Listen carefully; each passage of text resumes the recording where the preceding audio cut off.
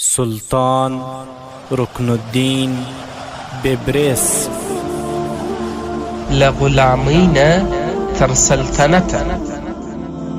شپاړسمه برخه. الحمد لله رب العالمين والعاقبة للمتقين والصلاة والسلام على أشرف الأنبياء والمرسلين وعلى آله وأصحابه أجمعين. أما بعد.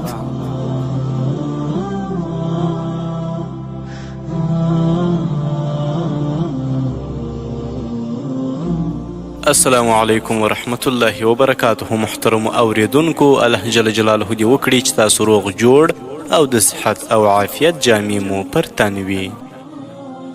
محترم اوریدونکو، لکه څرنګه چې موږ په تیره 15مه برخه کې د غلامۍ نه تر سلطنته د داستان و هغه ځای ته رسېدلي وو چې امیر ترنتایي له هغو درې واړو څخه مقابله وګټله او د 15مې برخې په پای کې مو دا وویل چې بیا تورنتایي هم لاړی او هم هلته د شهزادګۍ برنس تر څنګ په خپل ځای کې کښېناستی.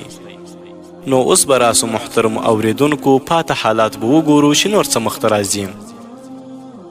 په دې وخت کې بریلیون ترنتایي ته مخ کړ او ورته ویې ویل: لیواسه زویه، ته د رهبانیت تر څنګ د هغو ځوانانو څخه یو یې چې د خپل مقابل لوري په ماتولو کې مهارت او پوهه لري. هر څوک چې د ملګری سو هغه به د ډاډ او اطمینان ساه اخلي، خو څوک چې د په مقابل کې ودرېد هغه د خپل ژوند اساسي ملګری هم له لاسه ورکوي. ګران لیواسه، ته په رښتیا هم د خپلوان لپاره د ماښام د تیارو مهربانه لمر یې، خو د خپلو دښمنانو لپاره د پړکېدونکي باروتو په څیر یې. زه ستا په ذات او ستا په هنر باندې فخر او ویاړ کوم. هغه وخت چې بریلیون د امیر ترنتایي صفت کاوه، شهزادګۍ برنس هم ترنتایي ته په ډیره مینه کتل. کله چې بریلیون تم سو نو ترنتایي ورته وویل: دروند بریلیونه، زه ستا د زوی په ګډون د بشپیروس او نورو پادریانو د قاتل په لټ کې بریالی سوی یم. هغه رښتیا هم د مصر د حکمران یو ستر سالار دی، خو زه نه غواړم چې د دې ټولو تر مخه یې نوم ډاګیزه کړم. خو هغه په دې ورځو کې قیصریه ته د جاسوسۍ لپاره تللی دی او زه دلته ستاسو سره یو ځای یوه شپه تم کېږم، بیا قیصریه ته ورځم. زه هیله من یم چې کله ورسره مخ سم نو زه به ترې د دې ټولو بدله او انتقام اخلم. ما هوډ کړی چې زه به هغه ژوندی نیسم او ستا مخې ته بیا راولم، بیا چې ستا څنګه خوښه وي هماغسې ورسره وکړه. په دې وخت کې شهزادګۍ برنس ډیره خوشحاله وه او ویې ویل: دروند لیواسه، د سلطان رکن الدین دغه سالار څه نومیږي؟ هغه چې زما د ورور په ګډون یې د بلپروټ او د دمشق بشپ او نور پادریان د تیغه تیر کړي دي. ترنتایي ورته وویل: ګوره شهزادګۍ برنس، ما مخته وویل چې اوس یې نوم ډاګیزه کول مناسب نه ګڼم. بس یو څو ورځو کې هیله من یم چې ژوندی یې ونیسم او دلته ستاسې مخې ته راولم. بیا تاسو دواړه پلار او لور چې څه ډول سزا ورکول غواړئ هماغسې سزا ورکړئ. زه یوازې همدا نن شپه دلته په بلپروټ کې تم کېږم او بیا د دې ځایه سهار وختي بیرته کوچ کوم. د امیر ترنتایي د دې خبرو سره سم شهزادګۍ برنس د هغه لاس کلک ونیاوه او په ډیره نرم لهجه یې ورته وویل: که چیرې ته یوازې همدا نن شپه دلته تم کېږې او سبا سهار وختي له دې ځایه کوچ کوې نو بیا له ما سره راځه. د دې خبرې سره سم شهزادګۍ برنس د ترنتایي لاس ونیاوه او د کوټې څخه ووتل. امیر ترنتایي هلته د بلپروټ په قصر کې یوازې یوه شپه پاته سو. بله ورځ سهار وختي د هغه ځایه ووتی او د قیصاریه په لور روان سو. د قیصاریه په لور د تلو په وخت کې به ترنتایي یوازې څو میله واټن وهلی و چې یو ناڅاپه یې د خپل آس واګي راکش کړي او ځای په ځای ودروئ، ځکه چې د هغه ځای د غرنۍ سیمې او ورانو ویجاړو څخه په ناڅاپي توګه دوه اسپاره راښکاره سول او د امیر ترنتایي لاره یې ونیوله. امیر ترنتایي هغوی ونه پیژندل ځکه چې د دواړو مخونه پټ وه. امیر ترنتایي هم سمدلاسه خپله توره د تیکې څخه راویسته. د هغه د آس د زین د دواړو خواو ته دوه ډالونه راځوړند وه. د هغو څخه یو ډال راواخیستی او د ډال پورې اړوند رسۍ یې هم په غاړه کې واچوله. په دې توګه ترنتایي د دې ډال په واسطه خپله سینه خوندي کړه، بل ډال یې په لاس کې ونیوه. د دې تر څنګ یې په سر باندې د بګړۍ نه لاندې خول په سر کړی و. بګړۍ یې راکښته او خول یې راښکاره کړئ. بیا یې توره په هوا کې خوځوله او په خپل مخ کې لار نیونکو ته یې په غضب سره وویل: ای په دې ورانو ویجاړو کې زما په لاره کې خنډ اچونکو، د خپلو مخونو څخه دغه پرده لرې کړئ او راته ووایاست چې څوک یاست. هغوی سمدلاسه د خپلو مخونو څخه نقابونه لرې کړل. ترنتایي وکتل چې هغوی دواړه همهغه باطنیان دي چې د بلپروټ په کلا یې د بریلیون تر مخه د ده په لاسو ماتې خوړلې وه. پخوا له دې چې ترنتایي ورته څه ووایي د هغوی څخه یو باطني ترنتایي ته وویل ګوډه ته په داسې حال کې چې زموږ د اصلیت څخه پوره خبر یې بیا هم زموږ څخه پوښتې چې موږ څوک یو موږ هغه وینه تویونکي او خطرناکه خلک یو چې د خپلو دښمنانو او مخالفینو د رګونو وینې په ډېره ښه توګه زبېښی سو او موږ به دلته په دې ورانو ویجاړو کې ستا د مخ نور په تیارو بدل کړو تر دې ځایه د خبرو وروسته کله چې باطني چوپ سو نو د امیر ترنتایي مخ تک سور سو سترګې یې تکې سرې سره واوښتلې او په لوړ اواز یې باطنیانو ته غږ کوي باطنیانو واورئ په دې ورانو ویجاړو کې په ځان غره کیږئ مه او نه ځان په غلطیو کې اچوئ یو ځل پر ما حمله وکړئ بیا به زه تاسو ته وښایم چې څنګه او څه ډول زه تاسو د شونډو څخه د دعا حروف ستاسو د مخونو روڼتیا ستاسو د سترګو رڼا او غوارت کوم له ما سره یو ځل ټکر وکړئ بیا به ووینئ چې زه له تاسو سره څه کوم امیر ترنتایي همدومره وویل کله چې چوپ سو نو یو باطني په خبرو پیل وکړ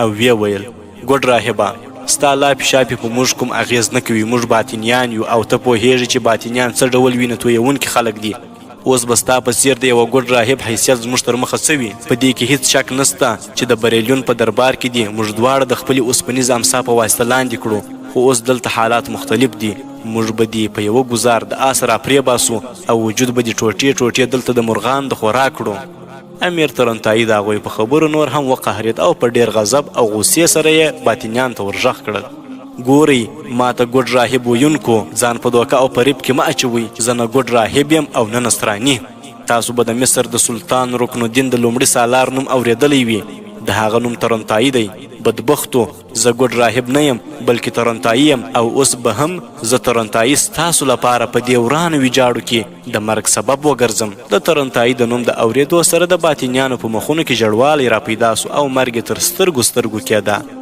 خو ژر یې خپل ځانونه سنبال کړه او په ترنتایي یې حمله وکړه هغوی د حملې پیل د خپلو همهغو زهري خنجرو په واسطه کړی و ترنتایي هم خپل ځان لا د مخه د دغه ډول حملې لپاره تیار کړی و د باطنیانو د یوه خنجر د ترنتایي په توره ولګېد خو د هغه بل خنجر د ترنتایي هغه ډال چې په سینه یې راځړېدلی و ولګېد په دې وخت یو انقلاب راغی او ترنتایي خپل خنجر راوویست او د یوه باطني په سینه یې ورپرېښود او په دې توګه هغه باطني په زړه کې ولګېدی او په ځمکه راپرېوت دغه بل باطني یو ځل بیا خپل آس راوځغلاوه او په ترنتایي حمله وکړه هغه خپل زهري خنجر د ترنتایي سینې ته راپرېښود خو د هغه خنجر د ترنتایي په ډال ولګېد او هم هلته راپرېوت ترنتایي هماغه خنجر راپورته کړ او باطني یې په سینه کې داسې په وویشت چې هلته په ځمکه راپرېوت په څو لمحو کې دا معرکه داسې پای ته ورسېده چې دواړه باطنیانو یوازې یو اخ وکړ او د ځمکې خوراک سول ترنتایي د خپل آس راکښته سو مخ ته ورغی د دواړو باطنیانو کالي یې ولټول د هغوی د کالوی څخه یې پوره نغدې پیسې او څه نور مهم شیان ترلاسه کړل بیا یې د هغوی آسونه وپلټل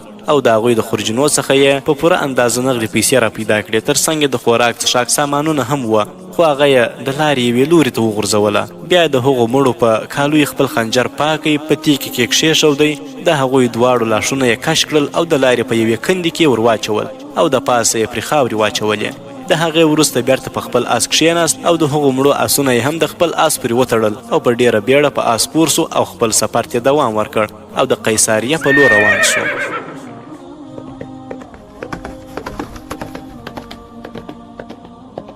دلته بیا د بیلپروټ حکمران بریلیون او لور شهزادګۍ برنس دواړه د محل سره په نښتې باغ کې قدم وهه چې په دې وخت کې د بریلیون یو ساتونکی سا نیولی راننوت او ویې ویل آقا د مغولو سردار سریوک چې سهار وختي بیرون وتلی و بیرته راستون سوی او غواړي سمدلاسه له تا سره وویني ډېر ورخطا ښکاري داسې معلومیږي چې ډېره ستره پیښه یې مخته راغلې ده دا خبرې ساتونکي ټولې په یوه سا او په بیړه بیړه وکړې بریلیون خپل ساتونکي ته په تیزو سترګو وکتل او ورته ویې ویل که چیرې هغه ته کومه پیښه سوې وي او یا د کومې سترې پیښې سره مخ سوی وي نو په کار خو دا و چې تا له ځانه سره دلته راویستی وای د هغه تم کولو ته اړتیا نه وه اوس یې سمدلاسه زما خواته راولېږه تر څو وپوهېږم چې د کوم مصیبت سره مخ سوی دی د دې خبرې سره سم ساتونکی بیرته وګرځېد او په یوه منډه هغه لوري ته ولاړی څنګه چې مغول سردار د بریلیون خواته راورسېد نو سمدلاسه ترې بریلیون وپوښتل زما ساتونکي ما ته وویل چې د کومې سترې پیښې سره مخ سوی یې او ډېر ورخطا یې د هغه د پوښتنې په ځواب کې سریوک په ډېر کمزورې لهجه وویل بریلیونه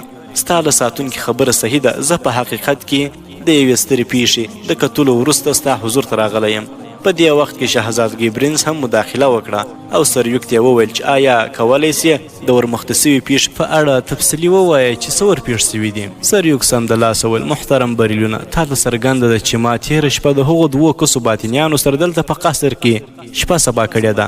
ما د شپې وکتل چې هغه 2 باطنیان په خپلو منځو کې پسپسۍ کوي. ما ته د هغوی د خبرو نه شک پیدا سو ځکه چې باطنیان په خپل دښمن د حملې کولو ډېر ماهره دي. کله چې هغوی په خپل منځو کې پسېدل نو ما ته شک را پیدا سو چې هغوی ستا د میلمه ګوډ راهب په خلاف باندې د دښمنۍ کوم پلان لري او غواړي هغه له منځه یوسي. په دې خاطر ما هغوی دواړه د خپلې څارنې لاندې ونیولل. د مغولو د سردار په دې خبرو شهزادګۍ برنس لږ څه اندېښمنه سوه او غوښتل یې د سریوک نه ژر وپوښتي چې په دې وخت کې سریوک پخپله په خبرو پیل وکړ. نن سهار چې هغه ګوډ راهب سهار وختي د قیصاریه په لور خوځېده نو ما وکتل چې هغه 2 کسه باطنیان هم په خپلو اسونو سپاره سول او د هغه تر شا روان سول. د هغوی دې عمل زما شک نور هم زیات کوي.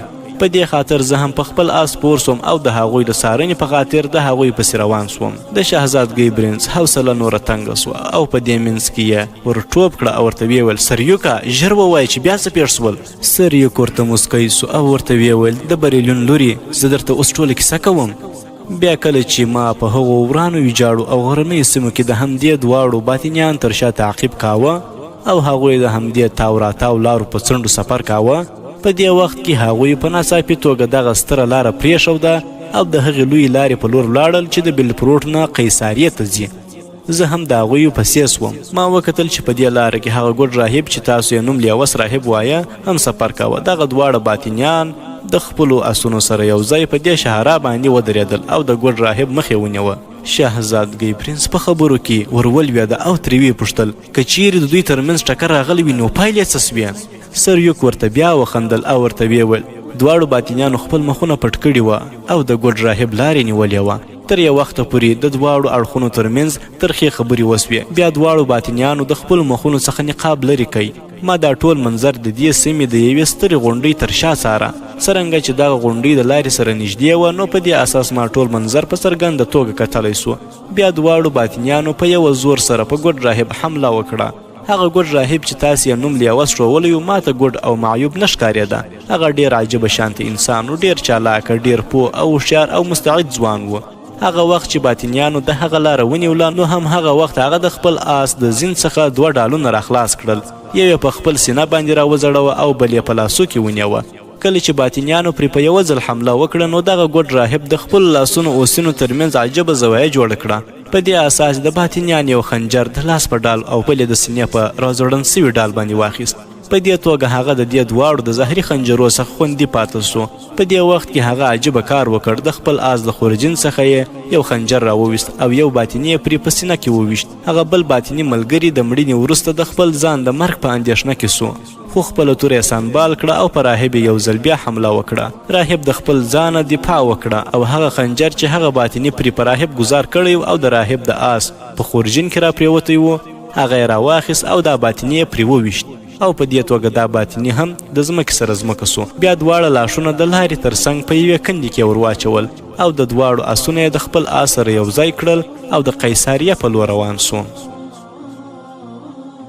بریلیون تر یو وخته پورې په فکر کې ډوب و. بیا یې وویل سریوکه که چیرې بل چا هغه 2 باطنیان وژلي وای نو رښتیا هم چې زه به پرې ډېر خفه سوی وم، خو اوس چې هغوی 2 په لیوس راهب باندې حمله کړې او لیوس ته ما زوی ویلي دي نو په دې اساس زه د هغو 2 باطنیانو په مړینه باندې هیڅ خفه نه یم.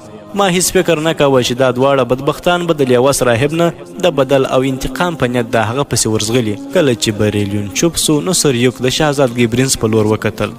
هغه وکتل چې د دې انکشاف وروسته چې لیوس راهب هغه 2 باطنیان وژلي دي او بیا یې د قیصاریه په لور مخه کړې ده. برنس د انګورو د پاڼو په څیر وغوړېده. پلار یې هم د خپلې لور په خوشحالیو کې ځان خوشحاله وکت.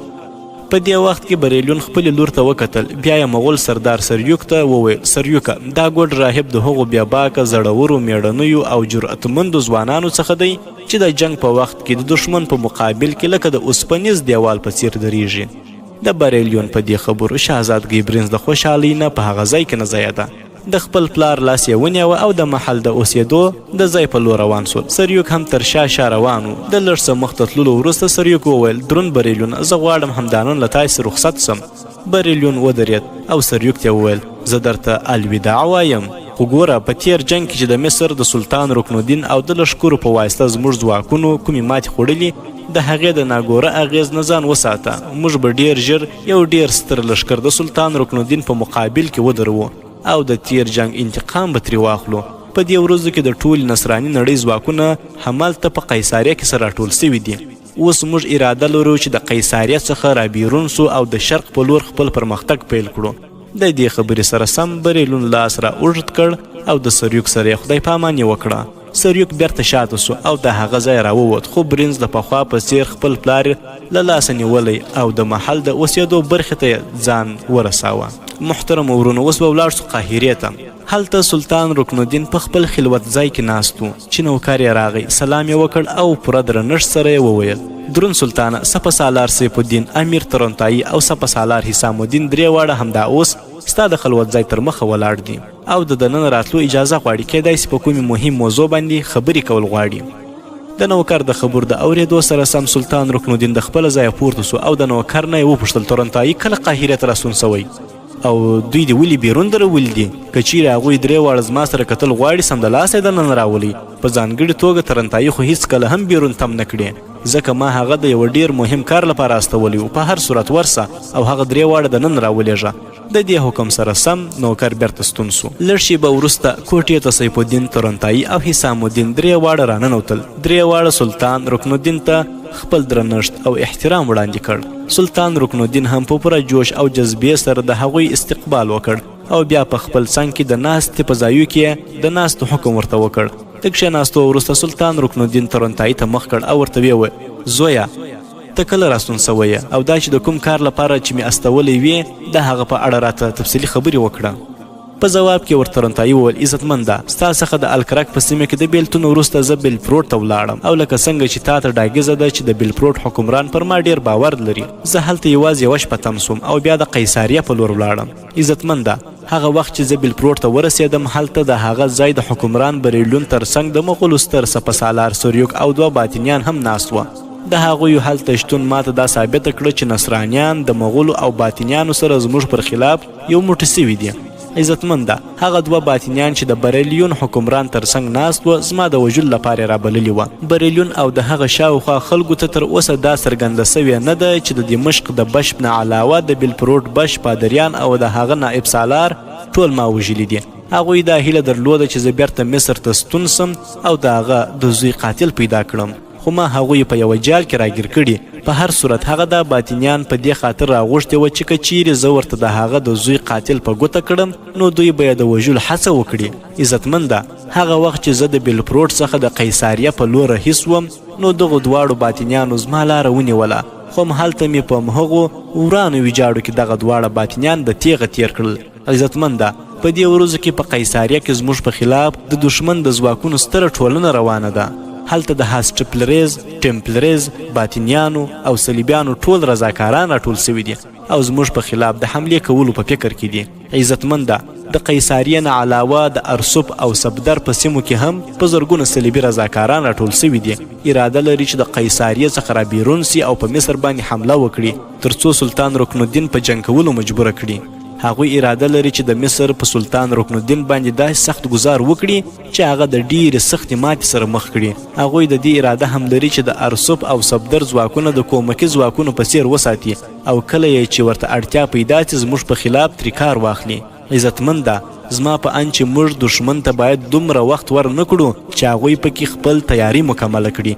تر هر څه لومړی باید موږ د خپل لښکرو سره د قیصاریه په لور کوچ وکړو او د هغې د فتحې وروسته ارسوب او صفدر په لور ولاړ سو. د دې دواړو کلاګانو د فتحې وروسته د هغې ډبره له بیخه وکاږو تر څو یې بیا دشمن زموږ په خلاف استعمال نسي کړای. تر دې ځای د خبرو وروسته ترنتایي چوپ سو. سلطان رکن الدین په فکر کې ډوب سو خو مطمئن او ډاډه معلومېده. په دې وخت کې ترنتایي ته وویل ترنتایي زویه، ستا مشوره او صلاح بالکل صحیح ده او د عمل وړ ده. ډیر ژر به موږ یو ستر لښکر تیار او د مصر څخه به د قیصاریه په لور کوچ وکړو. د قیصاریه د صوبیه وروسته به د ارسوب او صفدر د کلاګانو په لور حرکت کوو او د نصرانیانو ځواکونه به هم هلته تر پښو لاندې کړو. سلطان رکن الدین د دې خبرې وروسته خاموشه سو. لږ څه فکر یې وکړ او یو ځل بیا وویل: زما دوستانو، لکه څنګه مو چې خپل دښمن د الکرک په جنګ کې د ماتې او شکست سره مخ کوي، او لکه څنګه چې مو ورته د الکرک څخه بیرون ماتې ورکړه، نو په دې جنګ کې به هم موږ هغوی د همداسې حالات سره مخامخ کو.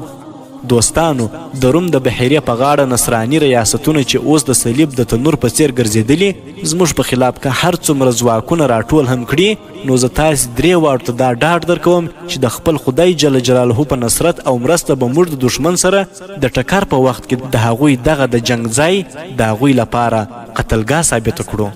موږ به اجازه ورنکړو چې بیرته د روم د بحیرې په غاړه د مسلمانانو لپاره د تیر په څیر د ظلم او تیري سنګرونه ونیسي. هغوی ته به د دې خبرې اجازه هم ورنکړو چې خپل باطل په واسطه موږ ته فریب او دوکه راکړي. موږ به یې په ډبرو ویشتلو معذوب کړو او هره خوا به ورته توره تیاره وګرځوو. زما دوستانو، زه تاسو ته ډاډ درکوم چې که چیرې د الله تعالی نصرت، ملاتړ او مرسته مو په برخه سوه، نو موږ به د خپل دښمن او د هغوی د لښکرو حال د بې تعبیره خوبونو د تودوخې په صحرا کې د لوږې او تندې په بېهوشۍ کې لالهانده کړو. زما په اند چې تاسو همدا اوس پورته سئ او خپل لښکرو ته اطلاع ورکړئ تر څو ځانونه تیار کړي. موږ به په یوه اونۍ کې دننه د دې ځای څخه کوچ کوو. زموږ لومړۍ نښه به د قیصاریه جنګي کلا وي. تر دې ځای د خبرو وروسته سلطان چوپ سو او سیف الدین، امیر تورنتایي او حسام الدین 3 واړه پورته سول او د سلطان رکن الدین د خلوت ځای څخه ووتل. هلته بیا یو ورځ په داسې حال کې چې شاپیرۍ شکله رودیه د خپلې انا په کور کې د میلمستون خونه جارو کوله، چې د میلمستون نه بیرون یې د مرکزي دروازې تر شا د خپلې انا سبتوني اواز واورېد. هغې چاته ویل چې تاسو دواړه زما سره زموږ میلمستون ته راسئ، ځکه زه غواړم تاسو دواړو سره د رودې په اړه څه ضروري خبرې وکړم. د خپلې انا د دې خبرو په اورېدو سره روده لږ څه حیرانه پاته سوه. منډه یې کړه او د میلمستون د یوې پردې تر څنګ ودرېده. ویې کتل چې پلار یې اموس او نیکه یې اولیاس دواړه د دروازې څخه راننوتل، ځکه انا یې دواړو ته د راننوتلو ویلي وه. رودې په خپلو حواسو باندې پوره کنټرول درلود. سمدلاسه د میلمستون د بلې دروازې څخه بیرون ووتله او همالته د پردې شاته ودرېدله، تر څو هلته په میلمستون کې د خبرو په جریان کې ځان وپوهوي. د سبتونیې د وینا سره سم اموس او اولیاس دواړه کوټې ته راننوتل. په خپلو ځایو کې کښېناستل. د پردې تر شا ولاړې رودې د هغوی ټول حرکات څاره. په خپلو ځایو کې د ناستې وروسته سبتونیې اموس ته مخ کړ او ورته ویې ویل: سمیر دې چیرې پرېښی؟ د اموس په ځای اولیاس ځواب ورکړ: موږ دواړه هغه په دکان کې کښېناوه او موږ ترې راغلو. هغه اوس د دې وړتیا لري چې په یوازې توګه په دکان کې کښېني او دکان وچلوي. بیا سبتونیې په ډاډمنه توګه وویل: ښه سوه چې تاسو دواړه راغلی او سمیر ته مو دکان وسپاره. سبتونه تر دې ځای د خبرو وروسته چوپ سول، ځکه چې اولیاس ورته څه ویل غوښتل. هغه ورڅخه وپوښتل چې تا موږ دلته میلمستون ته راوبللو او راته دې وویل چې د رودې په اړه کومه ضروري خبره کوي. اوس ووایه چې د رودې په اړه ته موږ ته څه ویل غواړې؟ سبتونیې ورته د ځواب د ویلو مخته خپل څټ ټیټ کړ او د لږ څه فکر کولو وروسته یې وویل: زما خبره په غور سره واورئ. که چیرې تاسو دواړو ته دا خبره ډاګیزه کړم چې زما لمسی امیر تورنتایي خوښوي او هماغه غواړي او محبت ورسره کوي او د هغه د ملګرتیا ډبره په سینه کې وهي، نو آیا زما په دې څرګندونې خو به حیرانیږئ نه؟ د سبتونیې د دې خبرې د اورېدو سره سم اموس او اولیاس دواړه تر یو وخته پورې سبتونیې ته په حیرانتیا سره کتل. بیا یې یو بل ته په غور سره وکتل. بیا اولیاس په خبرو پیل وکړ: سبتونیې، تر هغې چې د امیر تورنتایي د شخصیت پورې اړه لري، نو هغه د داسې یوې وړتیا خاوند دی چې هر څوک یې خوښوي. او بیا خو امیر تورنتایي د یو غلام او لیوس نصراني په بڼه اموس، روده او سمیر د سوسۍ نه تر قاهرې پورې رسولی دي. دا ډیر خطرناک او د مسؤلیت نه ډک کار و چې هغه ترسره کړی دی. په دې اساس به د امیر تورنتایي په لور د رودې میلان د هغه سره محبت او مینه یو طبیعي عمل وي. سبتونیې ورته په ځواب کې ویل: زه غواړم وپوهیږم چې تر څو پورې به زما لمسی روده بیچاره د امیر تورنتایي سره پټ پټ او په زړه کې مینه کوي. آیا داسې به شونې نه وي چې د امیر تورنتایي سره په دې اړه خبرې وکړل سي تر څو هغه روده خپل د ژوند ملګری وګرځوي؟ په دې وخت کې اموس ورته وویل: نه درنې مورې، زه پوهیږم چې داسې باید ونه کړل سي. که چیرې زما لور روده د امیر تورنتایي سره مینه لري، نو دا د هغې حق دی. خو زه غواړم چې روده هغه وخت د امیر تورنتایي د محبت ملګری وګرځوم چې د امیر له اړخه هم رودې ته د محبت څرګندونه وسي او که نه رودې ته په یوه اړخیز محبت هیڅ هم په لاس نه ورځي.